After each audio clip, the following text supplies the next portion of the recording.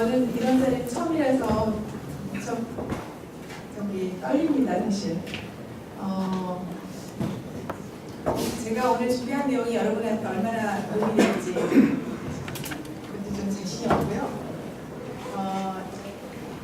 아트센터 나비는 예술과 기술의 접점에서 이제 지난 한 20년 동안 이제 많은 창작 같은 거 해왔습니다. 그래서 최근에 이제 로보틱스, 인공지능, 데이터, 블록체인 이렇게 같이 기술 따라가면서 그걸 어떻게 좀 새롭게 사용할 수 있는가를 좀 주목해왔습니다. 그 중에서 제가 오늘 사실 갖고 온 내용은 감정에 대한 얘기를 하고 싶어서 감정에 대한 얘기를 주로 하게 될 것 같습니다. 관심 있으신지. 이런 상황을 한번 느껴보신 적이 있으시겠죠? 좀 모드를 좀 바꿔주세요. 좀 전까지 이렇게 염화칼슘에서 그래서 지금은 이제 우리는 좀 자기 자신을 좀 돌아보시는 시간이 있으면 좋겠습니다.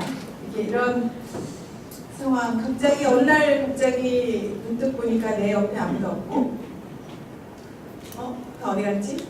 갑자기 가슴에는 가을바람이 씩 불어가고, 그죠? 갑자기 얘기를 나눌 사람도 안 보이고, 왜 이 세상에 나 혼자지? 이런 감정을 다들 한 번씩은 느껴봤을 거예요. 사실 제가 이런 얘기를 시작하면 젊은 사람들이 더 많이 공감을 하더라고요. 되게 재밌게 요새는. 그래서 이제 제 질문은 만약 테크놀로지가 인류 역사 시작부터 문명의 시작부터 이거죠. 불같이 인간의 문제를 해결하기 위해서 테크놀로지가 계속 있어 왔다면 왜 인간의 가장 펀더멘털한 문제인 외로움에 대한 답은 왜 안 줄까? 이런 질문으로부터 시작을 했어요. 외로움이 왜 정도해? 하지만 사실 작년인가 US 서전 제너럴이 있잖아요. 담배값에 항상 워닝 이렇게 나오는 그 사람이 지금 현 인류에게 가장 위협적인 질병이 사실 고립이라고 얘기를 했습니다. 심지어 영국에서는 Minister of Loneliness가 있어요. 외로움 장관. 그게 왜 사회 문제지? 사회 문제가 될 정도로 사실 이거가 심각한 문제인데, 근데 지금 테크놀로지를 보니까 사실 이러이러한 게 지금 한참 각광을 받고 있는데, 이런 걸 가지고 이런 새로운 테크놀로지로 이 가장 근본적인 문제를 해결할 수 있지 않을까 하는 게 저의 질문이었습니다. 지금 이 테크놀로지가 하는 거는 사실은 아까 여기서 계속 이 벤처 포럼에서 하듯이 능률을 향상시키고 생산성, 효율성을 증대시키지만 또 하나의 바퀴가 사실 중요하다고 생각합니다. 그것은 이제 컴패니언십이라든지 성취감이라든지 휴머니티, 그러니까 이제 인류애적인 내 감정, 정서 이런 게 사실 두 개의 바퀴가 같이 보조를 맞추면서 굴러가야 하는데, 사실 우리는 사실 앞바퀴 쪽으로 너무 많이 치중이 되어 있는 거죠. 그래서 이걸 한번 어떻게 이걸 가능하게 할까 하고 있는 생각하는 차에 저한테 한 손님이 찾아왔어요. 바로 이 친구입니다. 이 친구는 이제 사실 제 지인이 결혼을 하면서 새로 맞이하는 부인이 개를 너무 싫어한다고 저한테 떠넘긴 강아지예요.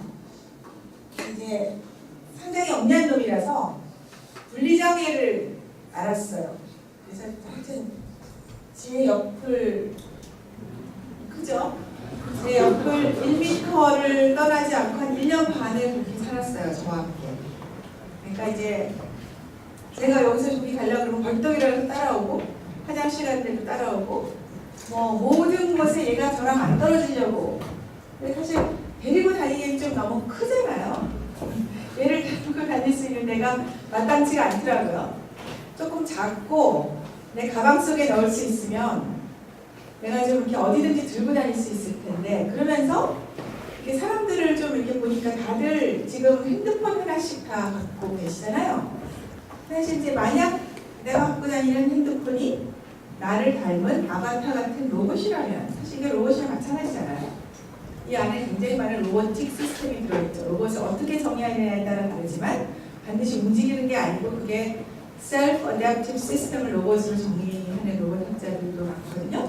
이 안에 이게 사실 로봇인데, 그 로봇이 왜 우리가 다 똑같은 거를 갖고 있지? 그것도 이상하게 생각이 들었어요. 이게 자기 개성인데, 모든 사람이 똑같은 모양의 핸드폰을 갖고 있는데, 언젠가는 이 핸드폰이 마치 펫처럼, 우리가 키우는 강아지나 개나 고양이처럼 자기의 기호에 맞는, 자기를 대변하는 그런 진짜 친밀한 컴패니언이 될 수 있지 않을까? 이제 이런 상상을 하기 시작한 거죠. 개를 키우면서. 근데 이제 저도 이 개와 마찬가지로 사실 갑자기 아이들이 커서 떠나버리고 저 혼자 남게 되는데, 얘랑 이제 같이 인터랙션을 하면서 제가 그전에 하지 않던 여러 가지 일을 하는 거를 발견했어요. 노래를 뭐 크게 부른다거나, 뭐 껑충껑충 뛴다거나, 심지어 뭐 얘한테 바치는 뭐 시를 만들어서 읽기도 하고, 하여튼 뭐 한 3살짜리 아이가 된 것처럼 그렇게 아주 천진난만하게, 제 표현의 천진난만해서 남들이 보기 약간 모르는 사람 같은 그렇게 변해가는 저를 제가 목격을 하게 됐어요. 그래서 뭐지? 이제 제가 사실 이제 이런 상황이었죠. 힐링을 갖고 있는 거구나. 감정 소통을 이 강아지하고 하는데, 이 걔가 알 게 뭐예요, 그죠? 사실 얘는 저한테 내 말을 알아듣는지 저는 뭐 알 길이 없죠. 그냥 얘가 내가 무슨 일을 하든지 그냥 나를 항상 바라보고 있는 거. 사실 얘는 이 주인이, 새 주인이 자기를 버릴까봐 두려워서 그 separation anxiety 때문에 저를 항상 쫓아다니고 보고 있는데, 저는 이제 나만 바라봐주는 어떤 존재가 있는 것처럼 느끼는 거죠. 물론 이제 오해이지만 하여튼 옆에 어떤 물리적인 존재감이 있다는 게, 그것도 체온이 있고 이렇게 만지면 폭신폭신한 그런 존재가 있다는 게 어마어마한 위안이 되더라고요. 그러고 나서 이제 주위를 돌아보니까 2013년, 제가 이제 이 개가 제 인생에 들어왔을 때가 2012년이었는데 13년에 이런 영화가 나오더라고요. 보신 분들 계시죠? OS하고 사랑에 빠지는 남자 이야기예요. 그러니까 세상에 외로운 사람들이 되게 많구나. 이 사람들 다 어떻게 하지? 뭐 어떻게 이걸 해결하지? 그렇고 보니까 진짜로 그야말로 이게 94년이 이제 디지털 혁명이 시작되는 참인데, 지난 20년 동안 펫 마켓이 US 경우에, 미국 같은 경우는 원래 사람들이 개를 키우는 그 사람들이잖아요. 근데 3배 이상 이렇게 늘었어요. 보세요. 2008년 뭐 이렇게 그 금융위기가 올 때도 이 애완동물 시장은 줄지 않아요. 3배 이상 늘었어요. 뭐지? 그렇다고 뭐 이렇게 소득이 이렇게 는 건 아닌데, 진짜 이 사람이 많구나. 이 사람이 영화를 보면서 생각한 거는, 그래, OS하고 사랑에 빠질 수도 있겠어. 근데 뭔가 좀, 제가 이제 개를 키워본 그러니까 뭔가 이제 이 어태치먼트를 느끼기에는 물리적인 존재가 되게 필요하더라고요. 어떤 우리 자신들이 물리적인 존재이기 때문에, 그래서 이 버추얼한 뭔가 하고 이렇게 사랑에 빠진다는 게 과연 그게 가능할까 하는 이제 질문도 들었고요. 그래서 어떤 물질적인 존재감이 되게 중요하거든요. 물론 엄청 귀찮죠. 똥도 치워야 되고 산보도 시켜야 되고 엄청나게 사실 손이 가더라고요. 그리고 이제 혼자 사는 사람들한테는 사실 애완동물을 키우는 게 보통 일이 아니에요. 쉬운 일이 아니더라고요. 그래서 이제 한번 로봇이면 똥도 안 싸고 뭐 선물을 시켜줄 필요도 없고 훨씬 더 이렇게 감정 소통이 되는 그런 거를 만들 수 있지 않을까? 라고 생각을 했죠. 그래서 이제 로봇 만드는 그 우리 커뮤니티가 있어요. 로봇에 관심 있는 주로 이제 뭐 태권브이나 싸우는 로봇, 축구 로봇 이런 거 만드는 그 로봇 메이커들을 모았어요. 모아서 그런 거 말고 이렇게 약간 개나 고양이 같이 컴패니언 그 펫 같은 로봇을 한번 만들어 보자. 그래서 이제 진짜 메이커스럽게 한번 실험을 해봤어요. 약간 해카톤처럼. 그 결과가 이제 이것입니다. 친구가 지금 저한테 메시지를 카카오톡 같은 메시지를 보낸다고 치면 그 메시지를 받았을 때 연결되어 있는 그 토이가 이렇게 작동하는 형태로 메시지를 이제 확인을 하게 되면 이게 멈추게 되는 그런 형태로 동작하게 됩니다. 돼지 입에다가 소원을 적는 종이를 넣으시면 넣고 핸들을 누르면 그게 이제 돼지 몸속에 물속에 녹으면서 진짜 이렇게 소원에 대한 응답을 보여주는 그런 같이 기뻐해주고 같이 힘들 때 힘들어해줄 수 있는 그런 모습입니다.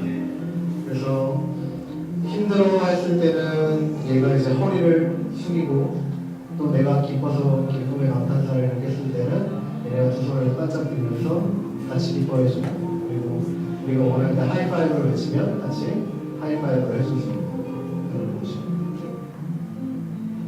스마트폰책에서 나오는 사운드 소리를 꽃의 자연스러운 움직임으로 표현한 작업이고요. 두 번째 작업 같은 경우는 라디오에서 나오는 사운드 신호를 로봇의 눈에서 나오는 빛과 소리로 표현한 작업입니다.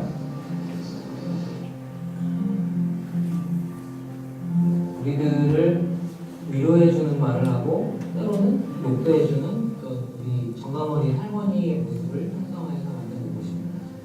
할머니라고 부르면 이렇게 대답을 해주거나 아니면은 할머니 욕해주세요 라고 하면 시원하게 욕해주는 그런 로봇을 만들었습니다. 할머니 욕해줘요.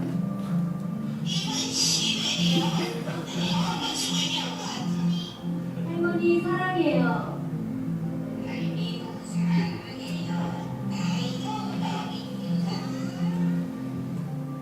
아이를 가진 엄마와 아빠가 서로 이제 다른 공간에서 서로에게 자기 감정을 이렇게 나누고자 할 때 간단한 터치만으로 쉽게 커뮤니케이션 할 수 있게 만든 커뮤니케이션 로봇입니다. 그래서 원격으로 다른 공간에 있는 아빠에게 혹은 엄마에게 자신이 함께하고 있다는 것을 이제 알려주기 위한 그런 소통의 수단이라고 보시면 될 것 같습니다.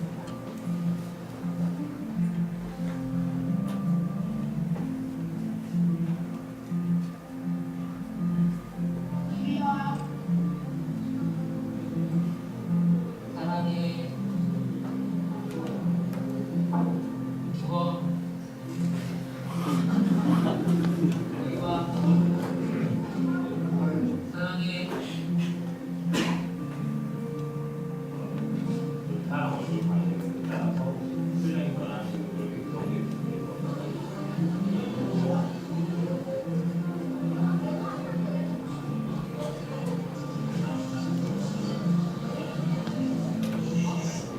표정 방식이죠. 그래서 이렇게 이제 갖고 놀아봤어요. 그러니까 이제 사실 저보다도 이걸 만든 분들이 더 좋아하시더라고요. 너무 신난다. 근데 조금 더 잘 만들어보자. 이거는 거의 이제 장난감 같은 거니까. 그래서 조금 더 본격적으로 조금 더 로봇을 만들어서 이제 사람하고 로봇이 같이 노는 파티를 열었어요. 그게 이제 이 2016년 5년 전 연말쯤인데요. 보시죠. 출근한다. 조심히 다녀와. 오늘 뭐 했어? 너 기다리고 있었지. 왜? 저요.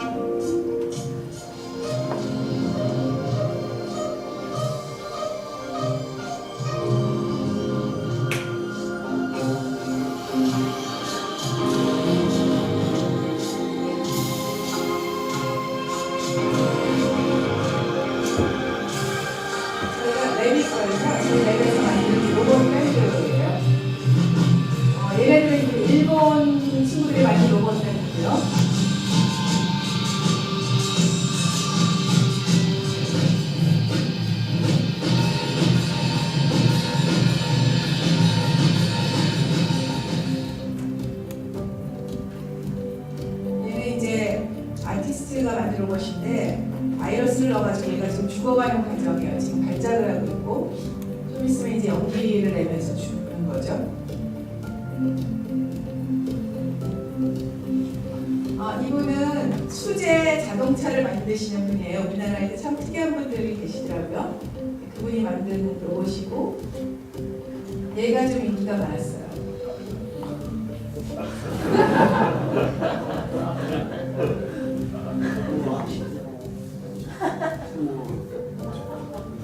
취했어.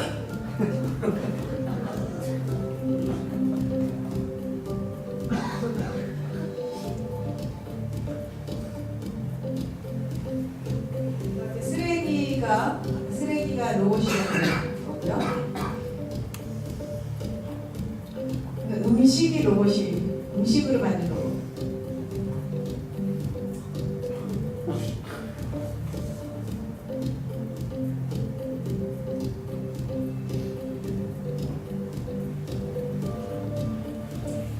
핸드폰이 옆에 있으면서 움직이기도 하고 파일도 이제 음악도 틀어주고.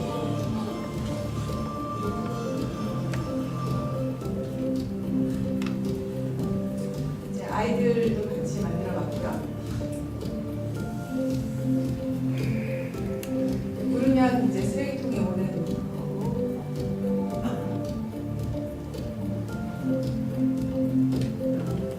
종이를 접어서 만든 로봇이고요.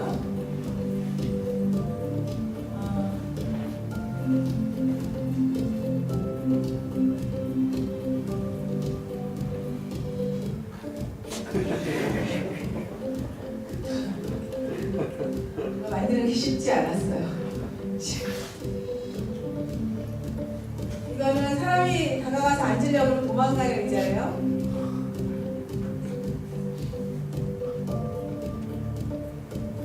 그리고 얘는 이제 요새 좀 문제가 되지만 그 성희롱하는 로봇이에요. 근데 좀 너무 느려가지고 반응이 성희롱이 잘 안 됐어요. 19금 로봇 일명. 전통적인 로봇 암을 가지고 이제 그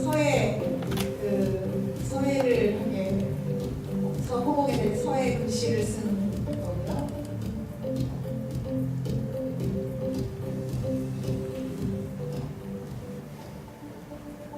동행아, 여기 전에 뭐 했어? 그냥 멍하니 있었어. 보고 싶었어. 그럼 만나줄래? 동행아, 나 화났어. 무슨 일 있었어? 나 외로워. 내가 너 앞에 있잖아. 이제 제가 그 푹신푹신한 털과 곰돌이를 고집하는 바람에 모터를 한 3번 태워 먹었어요. 그런데 이제 하여튼 저렇게 만들면서 저희 이제 그래서 이제 그 질문이 그거죠. 그러면 과연 감정이라는 게 뭐냐? 이게 머리에서 나오는 거냐, 가슴에서 나오는 거냐? 도대체 이게 어떤 현상이냐는 질문이 당연히 떠오르겠죠. 감정에 대한 연구를 하다 보니까 뭐 이렇게 많은 분야가 사실 관련이 되더라고요. 여러 가지 다학제적인 그런 분야의 연구가 있는데 사실 뭐 근대 학문에서 감정에 대한 연구는 별로 없었어요. 근데 최근에 사실 뭐 감정 API들 많이 나오고 데이터 마이닝에 주류가 되면서 감정에 대한 연구가 활발해진 것 같아요. 좀 찾아보니까 주로 이제 이걸 어떻게 퀀티파이 하느냐 하는 이제 그 감정이라는 거를 그런 식으로 당연히 이제 그렇게 가야 되겠죠. 그래서 하여튼 이것저것 이렇게 좀 찾아보니까 찾아보고 일단 감정을 가지려면 일단 이 물리적인 커넥션, 바딜리 커넥션이라는 내 몸과 다른 어떤 물질 간의 어떤 그 물질적인 협조감이 되게 중요하다라는 것을 깨달았고요. 여기서 이제 이 랭가 같은 경우 보면 저를 끊이지 않고 쳐다보는 저 촉촉한 두 눈망울 이런 거 있죠. 그 다음에 저기 이렇게 뽀글뽀글한 털 이런 물질적인 그런 게 되게 중요했는데 사실 얘는 말을 못 알아듣는 거잖아요. 제가 야 똑같은 톤으로 야, 나 너를 사랑해. 야, 나 너를 증오해. 그럼 똑같이 얘는 반응하거든요. 사실 이제 진짜 감정이 소통이 되려면 사실은 인텔리전스가 필요하겠구나. 라고 생각을 했죠. 그래서 이런 이제 API들을 찾아보니까 막 그때 한 2014년 정도 그때 막 이제 이런 대기업들에서 API, 감정 API 주로 나오겠죠. 뭐 Natural Language Processing이라든지 Facial Recognition이 거의 다죠. 아직도 그렇다고 그런 것 같아요. 그 STT, TTS 그런 식으로. 그거 이상은 아직은 개발된 게 없다고 생각해요. 근데 하여튼 그때 막 이제 이런 게 나오기 시작할 때였고, 그래서 이제 실제로 그걸 가지고 실험을 해보니까 상당히 accurate 하더라고요. facial recognition 이런 건 사실 이제 뭐 데이터가 많아지니까 동양인의 얼굴 표정도 상당히 잘 알아맞춥니다. 그래서 이제 그러면 도대체 이제 로봇하고 인간하고 도대체 이게 뭘 하는 거냐? 감정 소통을 꼭 이렇게 해야 되느냐, 이제 그런 질문이 사실 나오죠. 이제 그거는 뭐 나중에 제가 말씀드리겠지만 지나고 나중에 말씀드릴게요. 그 답은. 그래서 사실 이제 이 우리의 감정을 바이올로지컬 데이터로 사실 어떻게 알 수 있을까 하는 게 이제 그 퀘션이 되었어요. 우리 감정을 어떻게 바이올로지컬 데이터로.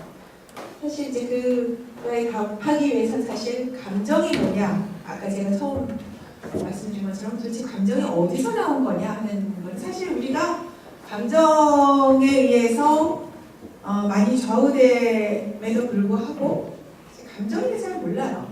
여러분들은 감정이 어디서 나온다고 생각하세요? 사실 그죠? 저도 이걸 공부하기 전까지는 사실 정확하게 잘 몰랐어요. 이 이제 감정에 대한 이제 주류 심리학자들이 그 주류 학설은 그렇습니다. 감정은 사실 외부의 자극에 우리 몸이 반응하는 거예요. 몸이 먼저 반응해서 신체 상태가 변해요. 그것을 두뇌가 인지하는 것을 감정이라고 합니다. 그러니까 우리가 슬퍼서 우는 게 아니고 울어서 슬픈 거예요, 말하자면. 근데 이제 그 몸의 어떤 부분의 반응이냐 하면 사실 이제 몸도 나오지만 몸에 사실 내장기관이 변한다고 해요. 내장기관의 상태. 그러니까 이제 오장육부죠. 폐, 간, 이런 게 감정 외부 자극에 의해서 변하면 그 변한 스테이트를 뇌의 요 친구가 이걸 인슈라라고 하는데 이거 이제 한국말 뇌 섬엽이라고 하거든요. 요 부분을 새로 발견한 거예요. fMRI 가지고. 이거는 전전두엽이죠. 주로 이제 사고 인지 이런 걸 하는 건데 이제 우리가 여태까지 알고 있던 감정뇌라는 것이 사실 이제 이쪽 분야인데 최근에 알아낸 게 요놈이 사실은 몸에 있는 오장육부의 시그널을 받아서 얘가 이제 이쪽으로 전화하면은 그게 감정뇌가 그렇구나, 내가 지금 기쁘구나 슬프구나 그걸 이제 인지한다고 해요. 이런 거죠. 그래서 이제 그 perception을 interoception이라는 한국말로 번역한 뭐예요? 까먹었는데 하여튼 interoception이라는 그런 단어가 있어요. 오장육부가 변한 상태를 이제 그 시그널을 보내서 뇌에서 인지하는 건데, 근데 사실 이제 우리 옛말이 다 오락된 거예요. 허파가 뒤집어진다든지, 그죠? 창자가 끊어질 듯한 아픔 이러잖아요. 사실 그게 다 맞았던 얘기들이라고요. 얘기들이었어요, 사실은. 그래서 gut feeling이라는 게 사실은 딱 가서 바로 gut feeling, 그러니까 내 창자를 얘기하죠. 창자에 바로 나오는 feeling이 사실 가장 내 기억이나 다른 사고 과정에 의해서 오염되지 않았기 때문에 가장 어떤 순수한 직관이라고 하죠. 감정 그대로 받는 것. 사실 이제 파충류 뇌하고는 조금 다릅니다. 그건 조금 더 이제 본능적인 fear, 주로 파충류 뇌는 fear나 이런 거에 관련돼 있고, 이거는 사실 그 우리가 흔히 얘기하는 그 희로애락 이런 감정을 다 이렇게 그 내부 여기에서 내장기관에서 한다고 생각하니까 사실은 컴퓨터는 절대로 감정을 가질 수가 없는 거죠, 그죠? 감정을 시뮬레이트만 할 뿐.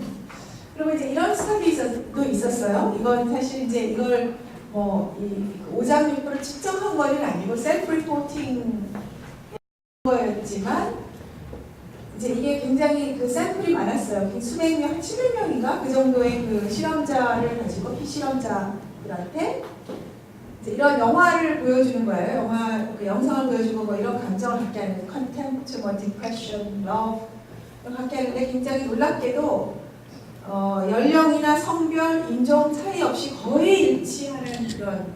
그러니까 이제 내가 우울했을 때는 이게 온몸이 이렇게 차지는 거예요. 이렇게 차가워지고 여기는 이제 느낌이 없는 거, 시커먼 거는. 사랑을 느낄 때는 보세요. 이렇게 다 따뜻해지는 거고. happiness 이 그 행복감을 느끼는 가장 골고루 이제 따뜻해지는 거고요. fear 뭐 이렇고 disgust 이게 사람마다 굉장히 일치하게 나온다는 거를 이제 발견했죠. 그래서 이제 사실 보니까 이거를 진짜 이 내부의 상태를 잴 수 있다면 이제 감정을 그대로 이제 우리가 그 데이터를 그대로 받아볼 수 있는 거죠. 근데 이런 게 왜 필요하냐? 도대체 이게 왜 감정의 영역까지 이거를 해야 되냐? 이제 하는 건데 사실 이제 이런 이게 이제 실감정증이라고 하는 건데요. 들어보셨나요? 뭐냐면 자기가 지금 어떤 감정을 느끼는지 자기가 모르는 거예요. 아이덴티파이 못하는 거예요. 내가 기쁜지 슬픈지. 죄송해요. 좀 꺼줄래? 네, 죄송합니다. 자기가 기쁜지 슬픈지 자기 감정을 아이덴티파이 하지 못하는 그런 현상, 그 병명 증상인데 이런 증상을 앓고 있는 사람이 몇 프로나 된다고 생각하세요? 10% 이상이에요. 그리고 그게 늘어나는 추세예요. 근데 여태까지 제가 말씀드린 바에 의하면 감정이 고장이 나는 건데 감정을 느낄 수 없거나 감정상의 문제는 사실 자기가 몸하고 유리가 됐을 때 자기 몸하고 자기하고 분리가 됐을 때 흔히 일어나는 현상이거든요. 근데 사실 이제 우리가 점점 더 이렇게 사이버 세상으로 이렇게 흡수가 될수록 자기 몸은 그냥 이렇게 버리고 다니는 거죠, 그죠? 이제 늘어나는 추세이고, 그리고 이제 감정의 고장이 나면 여러 가지 문제가 있을 수 있는데 그 중에서 되게 재밌는 게 감정의 고장이 나는 사람의 특징이 뭔지 아세요? 또 하나 재밌는 건 결정을 못해. 결정장애를 혹시 주위에 그런 사람을 보시면 그분은 감정 상태에 이제 문제가 있는데 이거는 사실 굉장히 유명한 스터디인데요. 꽤 오래됐어요. 1800년대 후반인데 굉장히 유명한 피니어스 게이지라는 그런 철도 노동자가 일하다가 아까 이제 보여드린 감정을 이렇게 주관하는 그 뇌를 다쳤어요. 거기 이제 쇠파이프가 뚫고 지나갔는데 이 사람은 사고나 계산은 멀쩡하게 다 해요. 근데 이제 그게 이제 그 뇌가 망가진 경우에 이 사람이 가장 힘들어한 게 뭐냐면 아침에 일어나서 침대에서 눈을 뜨고 내가 옷을 입고 사무실에 가야 될지 말아야 될지 그걸 결정 못하는 거예요. 그래서 감정이 결정하는 거니까 사실 우리가 감정 결정하는 거는 make decision 하는 거는 이성에 의해서가 아니고 사실 감정에 의해서 하거든요. 그리고 이제 또 한 스타디가 보면 자기 인테로셉션, 아까 자기 몸을 잘 인지하는 거예요. 몸의 상태를 잘 인지하는 사람일수록 당연히 엠파티가 높아지겠죠. 남하고 공감도 잘하겠죠. 자기 감정을 인지하지 못하는 사람은 남하고 공감을 잘할 리가 없는 거죠. 그래서 사실 이제 이런 명상이라든지 이런 거를 사실 교과 과정에 도입하기도 하더라고요. 명상이 뭐냐면 자기 몸의 스테이트를 자기가 인지하는 거고 자기 마인드하고 그거를 일치시키는 그런 훈련이죠. 그게 이제 엠퍼티에 기여를 한다 그래서 자 그럼 그러면 이제 그런 컴패니언 로봇을 만드는데 저의 이제 결론은 이 세 가지가 있어야 되겠다. 일단 피지컬 프레센스가 있어야 되겠고, 그 다음에 이런 버벌, 이 말이 통해야 되니까 사실 이제 여기서 이제 제가 인공지능을 이제 찾기 시작했고, 그 다음에 이거는 이제 바이올로지컬 데이터를 리딩할 수 있는 거를 아직은 안 나왔더라고요. 물론 이제 요새는 이제 뇌파로 이제 굉장히 사고를 뭐 이렇게 하고 하는데, 아직까지 오장육부의 상태를 메저하는 그런 메저먼트는 아직 저는 들어보지 못했고, 그리고 이제 그만큼 사람들이 굉장히 사람들의 감정에 대해서 알고 싶어 하지만 이렇게 직접적인 그 인터페이스는 아직은 연구를 하고 있지 않습니다. 그래서 이제 제가 처음으로 이제 인공지능을 도입해서 만든 인공지능 기술을 가지고 만든 팬더 로봇이에요. 이거는 이제 옛날 얘기들을 갖다가 스토리를 학습을 시켜가지고 이제 그 묻고 답하고 이제 그 왓슨의 그 블루믹스를 써가지고 이제 하고, 그다음에 이제 아까 그 이런 모션 같은 거는 감정을 표현하는 거예요. 그 스토리에 대해서 기쁜 감정이나 슬픈 감정 그걸 이제 그 표현한 거고.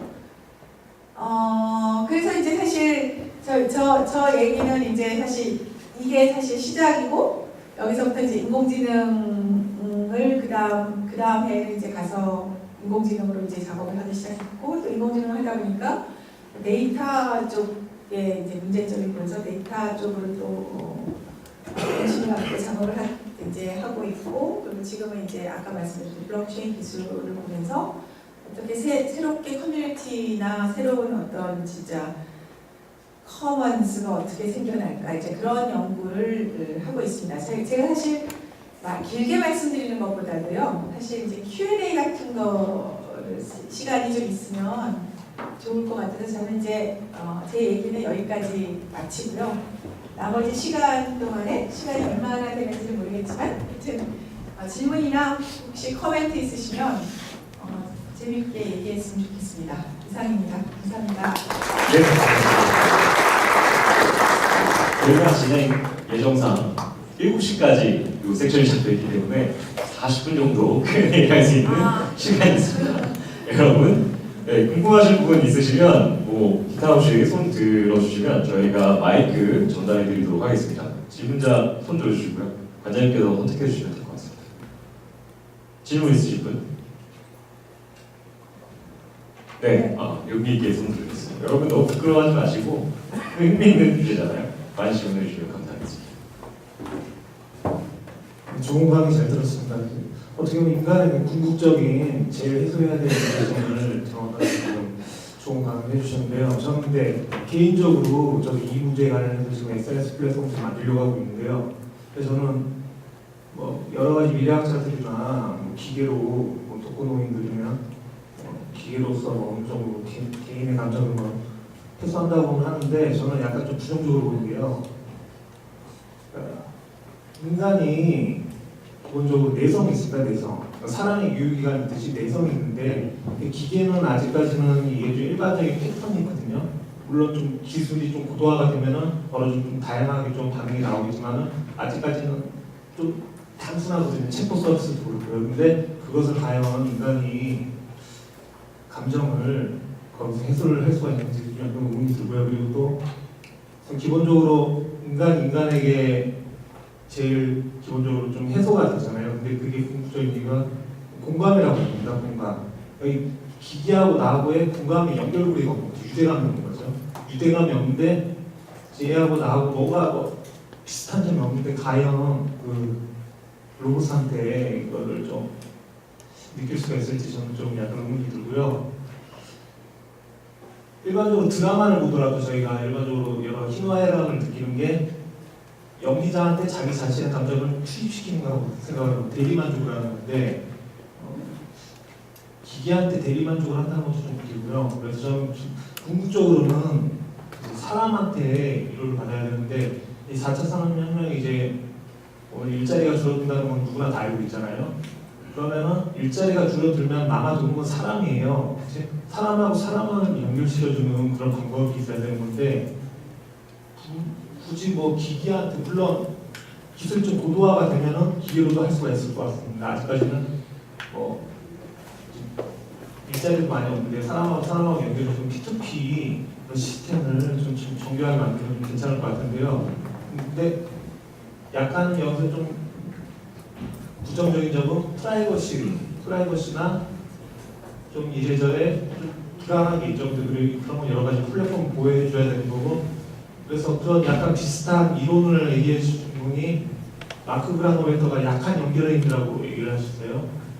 오히려 가까운 상대나 가족들에게는 걱정될까봐 오히려 솔직하게 말을 못한다 이거죠. 그래서 원래 좀 약간 모르는 사람들한테 자기 자신을 더 솔직하게 얘기한다고 그러더라고요. 낯선 기차의 이방 기록가 그런 말도 있고요. 그래서 저는 개인적으로 인간하고 인간에게 P2P로 해결을 해야 된다고 생각을 하고 있습니다. 좋은 지적이세요. 그러니까 첫 번째로 이제 먼저 기계하고 도대체 뭐 하는 거냐, 이제 그런 얘기죠. 인간하고 해석해야 될 건데 사실 아직까지 튜링 테스트를 통과한 AI가 없었거든요. 단 하나도. 그 유명한 상이 있잖아요. 로에비츠인가 무슨 유명한 상이 있어요. 물론 거기 듀얼리가 굉장히 이제 까다로운 듀얼이에요. 근데 아직까지 AI가 테스트 통과한 게 없었어요. 그 얘기 뭐냐면 이제 기계는 티가 난다는 거죠. 그래서 근데 도대체 그 기계랑 도대체 뭐 하는 거냐. 그러니까 제 주장은 그거예요. 제가 걔하고 놀아본 결과 걔랑 도대체 무슨 얘기가 통하겠어요. 근데 제 감정 데이터를 볼 수가 있어요.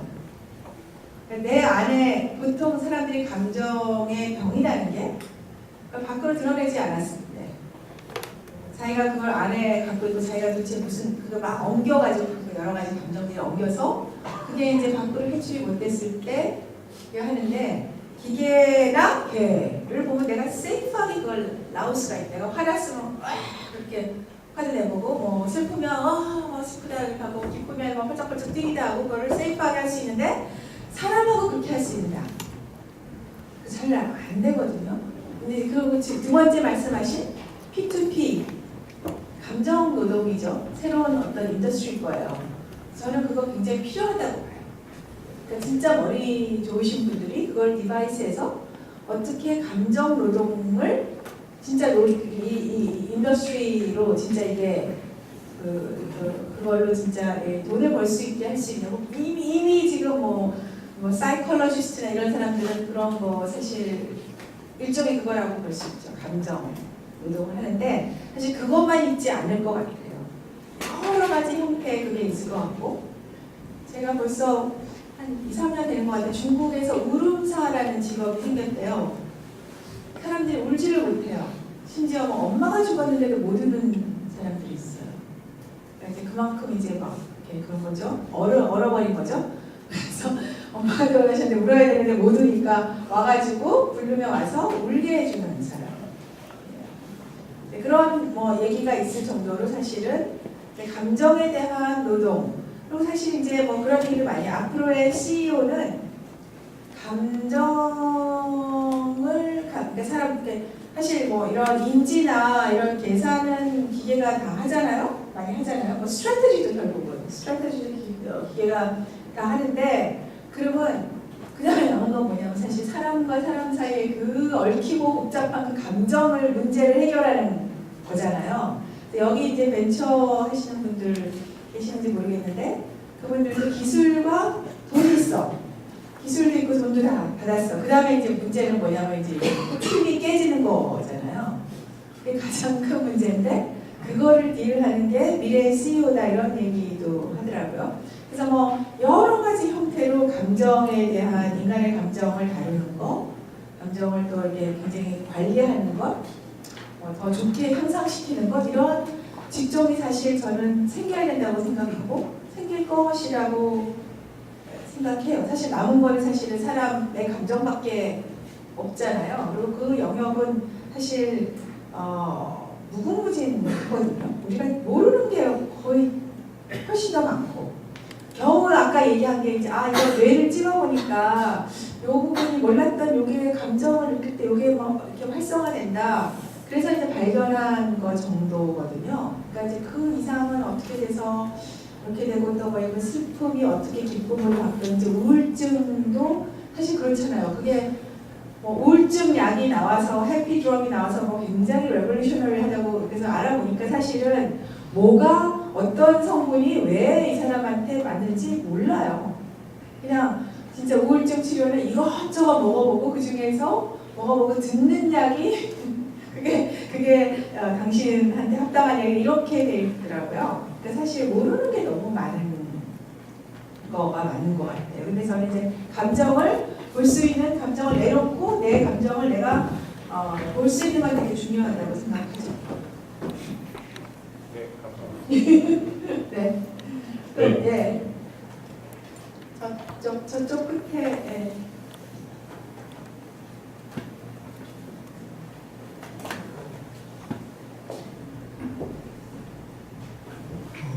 좋은 강의 감사합니다. 저는 직업이 의사입니다. 그런데 오늘 그 이야기를 들으면 상당히 좋은 강의 해주신 것 같은 게 이제 우선 한 가지는 이런 동물에서 느끼는 그런 상호 감정을 기계로 대체하겠다고 생각했던 것이 굉장히 좋은 발상인 것 같고요. 특히 저는 유방암을 닮은 사람인데 암 수술의 30~40% 환자들이 지금 말씀하시는 감정 문제, 비헤비어럴 심통 때문에 굉장히 어려운 문제가 있죠.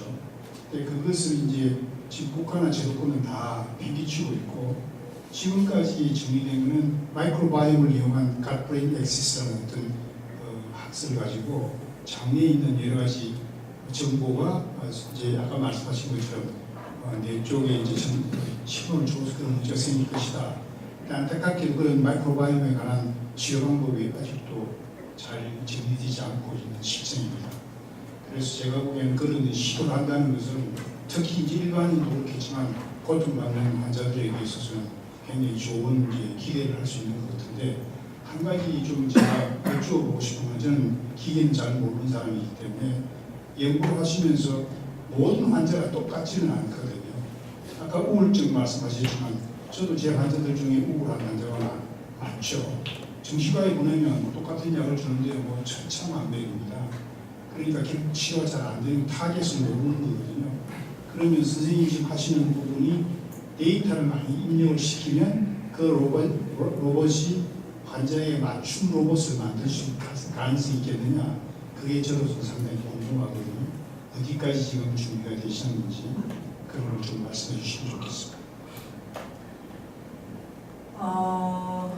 어디까지 준비가 됐을까? 지금 이제 막 시작하고 있고요.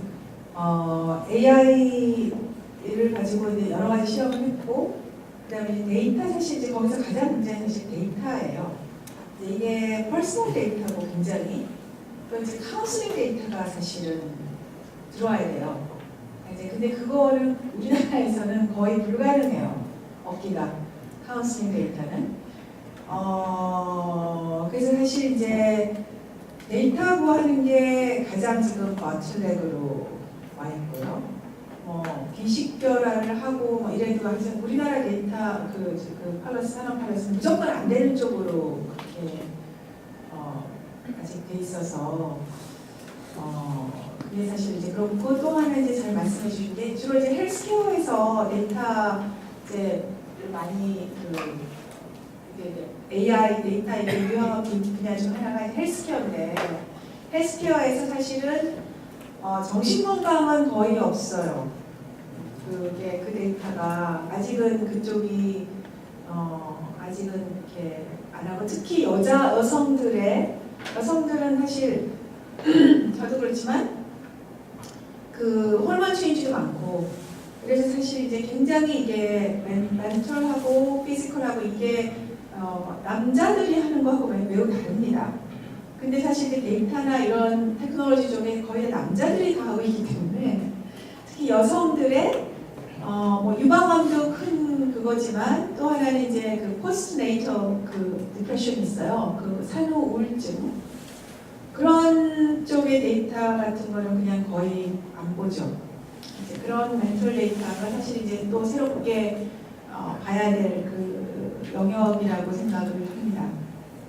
좋은 말씀 감사합니다. 예. 네, 원장님 말씀 정말 잘 들었습니다. 저는 원래 양적 연구로 다시 질적 연구를 했었어요.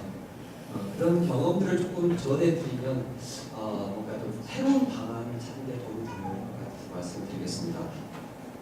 우리가 사실 수로 모든 걸 해결하려고 그러고 지금 저도 사실 IT를 했었고 전자정보사하고 통과하는 일을 했었는데 근데 수가 너무 한계가 큰 것이죠. 방금 같이 특히 헬스 데이터, 특히 멘탈 관련 데이터들은 거의 윤리적, 연구윤리에서 맡고 있는 부분이고 부가적으로도 잘 모아지지 않으시는 있는데 그래서 제가 이제 질적 연구를 하게 됐던 것이 관점이 그게 이제 철학을 가지고 하게 됐어요. 원래 이제 제가 다시 하기를 했던 게 심리학에서 시작을 했는데 모든 걸 개인의 관점의 문제로만 바라보고 있다는 것이죠. 그래서 이게 과연 가능한가라는 관심 때문에 다시 사회학 공부를 그런데 이거 모두가 사회 구조의 문제라는 것이죠. 그것도 어렵다는 얘기인데 사회학사와 심리학사를 보면서 철학자들이 동일하게 등장한다는 걸 이제 학사에서 알게 돼서 철학 공부를 하게 됐습니다. 제가 이 말씀을 드렸던 이유는 이제 제가 그래서 인간의 경험을 이해하는 게 제일 부분이었는데 그래서 철학을 이용하자는 생각이 들어서 철학 공부를 다시 하게 됐었습니다. 그래서 정리했던 부분은 뭐냐면 네, 지금 죄송합니다. 저희가 많은 분들에게 최대한 기회가 돌아갈 수 있도록 네. 녹취를 3분에 2분에 끝내겠습니다. 이거는 뭐냐면 이분보다 1분 정도 환경이 그러니까 지금 AI나 이 로봇에서는 사용자와 로봇밖에 없다는 겁니다. 배경이 환경이라는 측면들이 데이터로 들어가는 반응 대안 아까 그게 여성이라는 것도 관련된 환경이라는 걸 있을 것 같고요. 또 하나의 아주 가장 핵심적인 것은 이 모든 로봇을 개발하는 소통, 커뮤니케이션 로봇을 개발하는 측면에서 바라보는 게 사용자가 질문하고 로봇이 답하는 겁니다. 그런데 소크라테스를 생각해 보면 소크라테스는 질문만 해서 깨닫도록 만들었거든요. 실제 로봇이 여러 측면들, 사용자의 정보를 입력하거나 사용자와 주변 환경을 입력하고 내지는 시대 상황을 반영한 질문을 던지는 방식으로 로봇을 개발해 본다면 사실 스스로 깨닫는 게 가장 큰 힐링이고 그런 방향을 고민을 해보시 원장과 생각이 들어서 감사합니다. 예, 좋은 팁 감사합니다. 사실 질문 유명한 질문하는 로봇이 있었죠. 일라이자라고 혹시 아시는 분? 그래서 질문을 계속하는데 엄청나게 짜증나가지고 진짜 꼬리에 꼬리를 물고 그러니까 질문하는 패턴이 아직은 좀 한계가 있는 것 같아요. 근데 이제 아까 양적 그거하고 질적 그거 말씀도 새겨드리겠습니다. 근데 모든 게 지금 사실 양화되고 있죠. 데이터라는 게 모든 거를 다 양화시키는 거, 퀀티파이 하는 거잖아요. 그래서 이제 심지어 그 사랑에 관한 앱을 혹시 보신 적 있으세요? 저는 이제 그 사랑에 관한 앱 아무도 못 보세요? 사랑에 관한 앱인데 사랑을 측정하는 거예요. 이제 얼마나 자주 서로 소통하냐 이런 것뿐만 아니라 선물을 얼마나 자주 주냐 모든 아무튼 이렇게 무슨 모든 거를 다 그렇게 양화해서 하는 거니까 사실 이제 그거를 양화할 수 없는 거는 사실 이제 존재하지 않는 것처럼 마치 이제 그게 사실은 아까 사회학 하셨는데 우리가 은연중에 펄리스 메이커들 그래? 이거 데이터로 바꿀 수 있어? 데이터 있어 없어? 없어요. 없는데요? 그거는 그냥 논의로 해. 갖고 오지 마. 이렇게 되는 거거든요. 그러니까 매저할 수 있는 것만 중요한 거가 되는 거예요. 뭐든지 매저할 수 없으면 아니면 억지로 매저해서 말도 안 되는 그거를 이제 오버피팅 그런 여러 가지 오버 스탠다라이제이션의 문제를 갖고 오는 게 사실이죠. 데이터 문제는 여러분들 요새 저커버그 그걸로 많이 보셨죠, 그렇죠? 우리나라도 지금 사건이 있죠, 그죠? 근데 사실 과연 이렇게 컴퓨터 이런 쪽 그 AI를 발달하는 게 인간한테 좋은 건지 사실 사실 그거에 대한 질문이 많이 생겨나게 되는 때인 것 같아요. 어쨌건, 네. 그리고 또 다른 분, 네. 네, 강의 재밌게 들었고 생각할 거리도 많았어요. 근데 로봇, 애완동물하고 로봇하고 비유를 많이 했는데요. 애완동물이 물론 똥도 치워야 되고 여러 가지 소통도 안 되고 했다고. 근데 그런 스트레스가 또 감정을 유발하는 게 있거든요. 그 대가가 있는 거고. 근데 그 로봇은 그런데 자기가 원하는 걸 다 해주고 다 말도 시켜주고 소통도 잘 되고 하는 걸 만들 때 그 개하고 그 로봇은 완전히 대척점에 있는 거거든요. 전혀 성격이 다른 분인데 적당하게 버무리신 것 같아요. 그 감정을 유발하는 그 로봇의 지향점 그것을 좀 더 정확히 알고. 저도 이제 실험을 해봐야 되는데요. 말 안 듣는 로봇을 만들 수도 있어요. 얼마든지, 그죠? 우리 기대하고 다르게 하고 뭐 다른 소리 하고 이렇게 하면 그런 건 얼마든지 기술로 해결할 수 있는데 아직 제가 말씀드렸다시피 이제 진짜 컴패니언으로 해서 할 수 있는 그런 로봇을 아직은 안 나온 것 같아요. 그 손정희 씨가 그 하는 게 뭐죠? 그 페퍼를 해가지고 만들어서 왕창 뿌렸는데 사실 이제 손정희 씨가 원하는 것도 사실 감정 데이터거든요. 근데 이제 감정 데이터를 얻기 위해서 이제 그걸 여러 가지 뿌렸는데 사실 저는 그게 좀 잘 안 될 거라고 보는 게 사람의 감정을 유발하기 위해서는 이게 나한테 좀 스페셜하다는 느낌이 있어야 되는데 페퍼의 같은 경우는 다 똑같이 생겼잖아요. 그러니까 누가 봐도 다 여기는 저기 다 똑같기 때문에 과연 이거는 그냥 로봇이지고 그렇지 여기다가 대고 내가 개인적인 그런 얘기를 할까? 저는 거기에 좀 의문이 있긴 해요. 이렇게 관심이 많으시네. 네, 뭐 그냥 차례대로 말씀해 주세요. 네.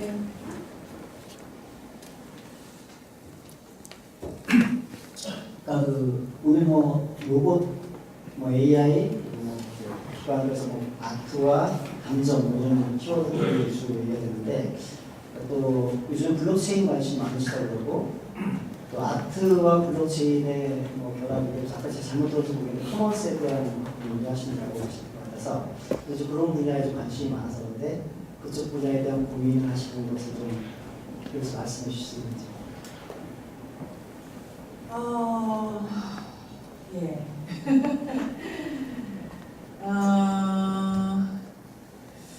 어떻게 말씀드려야 될까? 그러니까 금융자본주의에서 이제 뭐 아시다시피 다 아시지만 토마스 피케티 이런 사람의 그 방대한 자료를 본 결과 금융소득이 그거를 항상 크다는 거죠. 그로스 레이트하고 이제 금융에서 나온다. 그 얘기 뭐냐면 돈을 번다는 거죠. 그걸 얻을 수 없다는 거고 그게 팩트면 이게 얼마나 서스테이너블 할까 하는 질문 다 이제 누구든지 그럼 대안이 뭐가 대안인가 해서 사실 이제 많은 젊은 사람들이 블록체인으로 이제 간 거죠. 새로운 기술이고 아니 물론 이제 뭐 코인 뭐 이런 것도 있지만 이제 그런 부류들도 있지만 사실 이제 조금 펀더멘털하게는 그러면 과연 우리는 어떤 이게 아니라면 뭔가 해서 그래서 이제 뭐 스마트 컨트랙트 해가지고 이제 이렇게 봤는데 사실 그것도 사실 문제가 없진 않아요. 어떻게 보면 더 끔찍할 수 있다고 생각해요. 이제 이게 그 스마트 컨트랙트라는 건 사실은 코딩이 바로 로가 되는 거예요. 법이. 코딩 is law예요. 그 코딩이 뭐 누가 어떻게 만들었지 일반 사람들은 모르잖아요. 그러니까 그 트랜스페런시의 문제가 굉장히 크고요. 그리고 어떤 로도 완벽한 게 없어요. 인간이 만든 어떤 로 그렇잖아요. 인간이 수천 년 동안 수만 년 동안 그 법률을 가지고 실험을 해봤지만 아직도 우리는 완벽한 법률을 못 만들었기 때문에 사실 이제 법정에 가서도 상심이 있는 거잖아요. 1심, 2심, 3심, 하이어부터 하이스까지. 근데 이거 스마트 컨트랙트를 모든 걸 다 코딩을 로우로 딱 만들어버리면 얄짤 없는 거예요. 여기 걸리면 그냥 끝인 거죠. 어디 어필할 데도 없고 사실 그러니까 we don't know what we're getting into. 진짜 어디로 가는지 모르는 그런 문제가 되고, 그리고 모든 걸 다 이제 컨트랙트로 만들었을 때 사실은 인간의 관계가 더 어려워질 수도 있겠다. 어떻게 보면 이제 그런 예시들이 좀 있더라고요. 그러니까 이제 새로운 공동체를 만드는데 예를 들면 이제 뭐 여기서 뭘 조금 더 기여를 한 사람한테 더 코인을 더 많이 주고 뭐 이런 거잖아요. 그럼 누가 더 기여를 많이 했는지 그거 누가 정할 거냐, 그런 문제가 있는 거죠. 그리고 그 정하는 룰에는 우리가 다 과연 거기에 우리가 동의를 할 수 있느냐 하는 그런 문제도 있고, 사실 이제 그거 자체도 사실 들여다볼 거는 많더라고요. 근데 공유에 대한 생각, 우리가 뭔가를 같이 해야 되고 같이 들어가야 된다는 그런 생각은 굉장히 저는 이제 중요하다고 보고요. 이제 자본주의가 없어지지는 않겠지만 어떤 제3의 어떤 물결로 굉장히 이제 그게 힘을 받을 거라고 생각을 해요. 아까 잠깐 뭐 약간 공유경제 비슷한 거 아까 제가 좀 늦게 왔지만 그 동네에서 마을에서 뭐 하는 거 그런 거 제대로 이해를 못하면 이제 그런 게 있었죠. 이제 그런 얘기가 점점 이제 하는데 이제 그것도 사실은 잘 생각해봐야 돼요. 과연 뭘 공유하는 건가, 뭐가 커먼인가 하는 것부터 사실은 what is common 그것부터 아직 정해지지가 않았어요. 도대체 공유라는 거가 네 거 내 거고 내 거 내 거가 공유가 그건 아니잖아요. 그러니까 이제 그것부터 먼저 그것부터 먼저 정립이 돼야 되지 않을까 하는 그런 생각을 좀 하고 있습니다. 블록체인에 관해서는 뭐 이렇게 저렇게 실험하는데 아직은 잘 되고 있는 거는 없죠. 아직은 얘기들이 많은 상황이고요. 네. 네, 이제 마지막으로 한 2분 정도만 더 받도록 하겠습니다. 여러분 아까 손 안 드시더니 이렇게 열심히 그 손을 들어주고 계십니다. 이러실 줄 알고 있었어요. 시간이 거의 다 됐기 때문에 저희가 한 2분 정도만 마지막으로 질문 더 받고 다음 섹션 열심히 넘어가도록 하겠습니다. 네. 대표님 강의를 듣다 보니까 이게 사실 개념 자체가 사실 와닿기로는 치료에 대한 개념으로 좀 많이 와닿기도 했거든요. 치유요? 네, 치료. 네. 치유. 한마디로 뭔가 감정이 결여되어 있는 뭐 환자들이나 그런 대상들에게 유용하겠다는 생각도 하고 그쪽으로 많이 연구가 될 수 있겠다고 가정도 해봤는데 그러면 이 기술과 조금 정말 구체적으로 어울리게 생각하고 있는 집단이 구체적으로 있으신지 이거에 대한 대상 치료 대상이라면 대상 아니라면 정말 이걸 필요로 느끼고 있는 대상이 있다면 여러 집단이 있겠지만 대표님께서 생각하시는 좀 처음에 시작은 사실은 왕따를 당하거나 예를 들면 굉장히 어려운 친구들이 성폭력을 당하거나 그런 친구들 있잖아요. 그런 친구들 사실 사람을 신뢰하지 않거든요. 사람한테 얘기하는 게 되게 어려워요. 선생님한테도 가지 못하고 그런 친구들한테 이제 이게 로봇이 일종의 이제 뭐 그걸 얘가 해결해 주는 건 아닌데 로봇한테 그걸 얘기해서 로봇이 그러면 이제 그런 관련된 뭐 동영상을 보여준다든지 그래서 결국은 사람 치료사한테 가게 하는 그 목적으로 시작을 했어요. 근데 이제 아까도 말씀드렸다시피 데이터를 커지지 못해가지고 그래서 뭐 머리를 긁고 있는데 요새는 이제 AI도 작은 스몰 데이터 가지고 할 수 있는 그런 게 좀 나왔잖아요. 안이라는 게 뭐 대표적인 건데 그런 걸 이제 보면서 지금 같이 다시 한번 이거를 시동을 지금 걸고 있는 상황입니다. 마지막으로 좀 뒤에 어려운 질문 하지 마세요. 네, 안녕하세요. 저는 이건희라고 합니다. 서울대 투르스 포럼에서 왔고요. 회장님 강의 잘 들었습니다.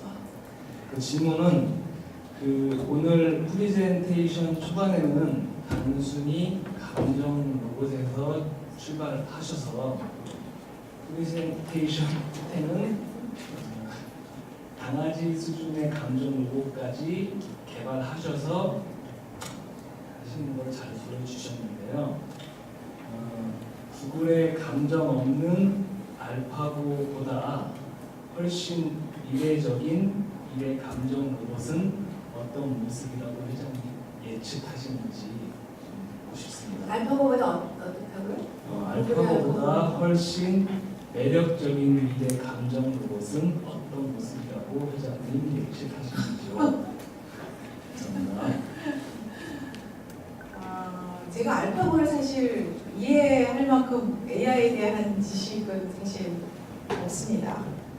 기본적인 거는 알지만 사실 이제 들은 바에 사실 아직도 알파고가 어떻게 작동되는지 제대로 아는 분들이 많지는 않을 거라고 생각해요.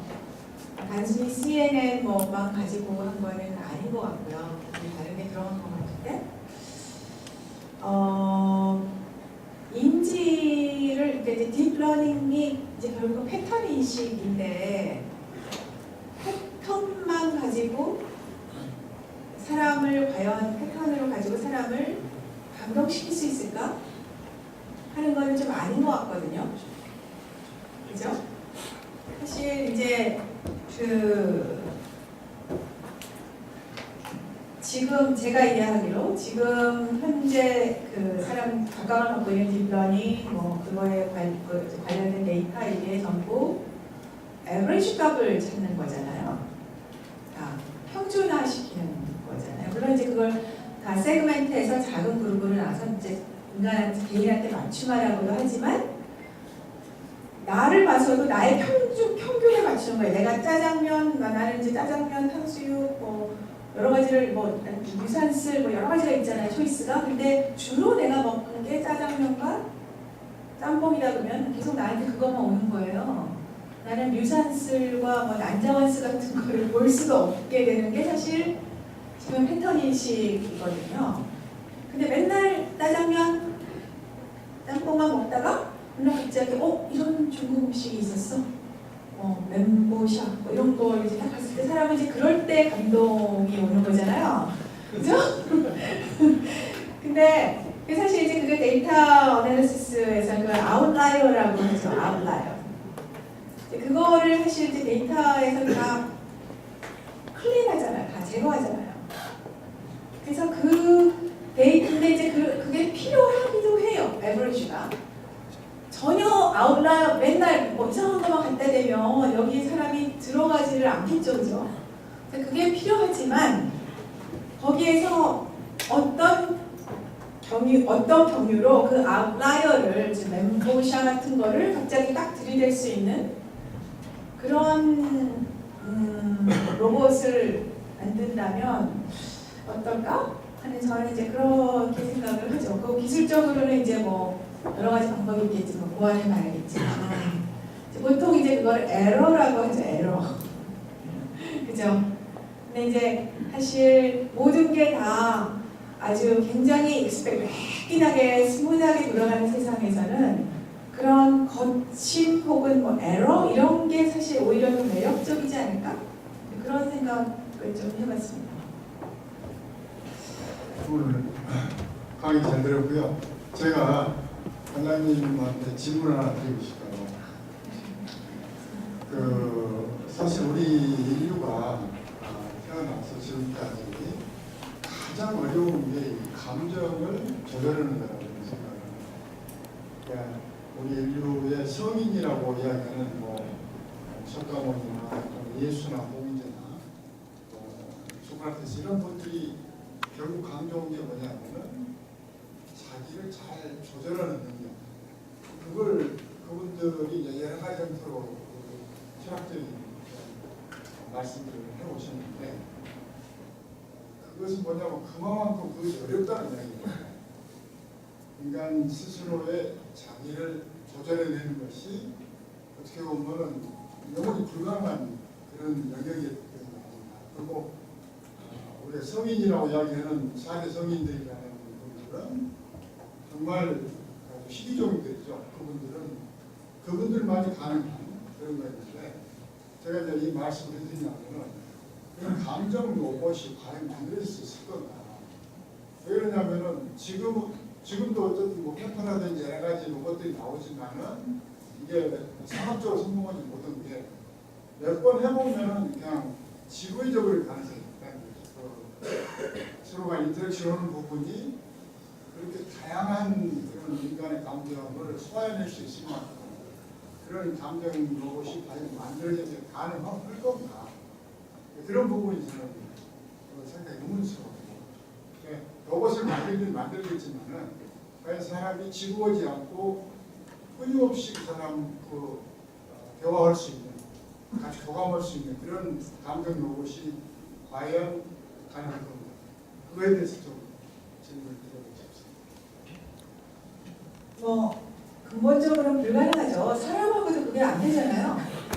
사실 나하고도 안 돼. 나하고도 사실 나 자신하고도 그게 안 되는데 그 로봇하고 불가능하죠. 근데 뭐 지금 같이 이렇게 그 많은 데이터를 효율적으로 처리할 수 있는 그 기술 이렇게 빨리 발달하면 굉장히 그럴싸하게는 할 것 같아요. 그럴싸하게는. 네, 이제 그리고 또 하나는 사람이 오히려 로봇같이 되는 것 같아요. 이제는 우리가 오히려 이렇게 약간 이 코딩에 따라서 이렇게 가는 경향이 되게 많아요. 그래서 우리 고 회장님이나 저같이 좀 옛날 사람들은 아날로그 시대 사람들은 하고 지금의 젊은 사람들하고 많이 달라요. 그러니까 이제 뭐냐면 가장 큰 깊이 생각하지 않는 거죠. 그냥 왜냐면 이게 일단 세상에 할 게 너무 많고 장난감이 너무 많고 볼 게 너무 많고 하는데 뭐 한 가지를 가지고 깊이 생각하고 이게 원인이 뭐고 이게 왜 이렇게 되고 뭐 이런 거를 따지지 않는 거죠. 그냥 진짜 지금의 데이터 어나리시스까지 막 데이터 쳐놓고 그래서 그냥 빨리 결과를 끄집어내서 이게 가장 좋은 거야? 그거 해보지 뭐. 그리고 이거 아니면 또 거기서 또 딴 거 하면 되고 이렇게 가는데 저희처럼 작은 데이터를 가지고 작은 리소스를 가지고 작은 지식의 요걸 기반해서 이렇게 거기서 의미를 부여하고 거기서 목적을 찾고 이렇게 살았던 아날로그 세대하고는 사실 근본적으로 다른 것 같아요. 어떻게 보면 인간이 더 기계에 인간이 기계에 접근하는 것도 사실 되게 많은 것 같아요. 네. 학문도 지금 엄청 변했어요. 제가 배웠을 때 그 공부하고 지금 아까 사회학 여러 가지 하신 분은 어떻게 보시는지 모르겠는데 지금은 학문에서 그 인과가 중요하지 않아요. 왜 그런 게 안 중요해요. 그냥 모델 빨리 만들어서 돌려서 그게 결과가 나오면 그걸로 발표하면 그게 학문적인 성과가 되는 거니까 사실은 우리가 여태까지 사고라고 했던 거라는 거는 기승전결이 있고 전후좌우가 있는데 그런 게 이제 안 중요한 세상인 거죠. 말을 너무 길게 한 것 같습니다. 네, 감사합니다. 네.